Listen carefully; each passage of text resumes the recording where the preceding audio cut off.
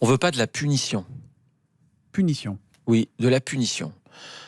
André Léniel, premier vice-président de l'Association des maires de France, parle de mensonge d'État, qui est double en fait.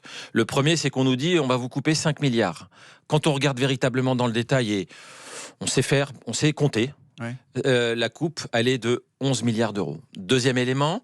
Comment vous arrivez à une coupe qui est plus de 2 fois supérieure ? Par exemple, l'augmentation des cotisations patronales des maires. Pour ma ville, c'est 600 000 euros, plus 4 points. Elle n'était pas affichée dans les 5 milliards annoncés par le gouvernement. Et donc... Ça sera peut-être moins. Oui, on sent bien que le Premier ministre, devant les départements de France qui sont en quasi-faillite d'ailleurs, a fait un premier geste. On entend Gérard Larcher au Sénat qui dit non, vous inquiétez pas, nous, le Sénat, la Chambre des territoires, nous allons proposer que 2 milliards. Donc, bien évidemment que...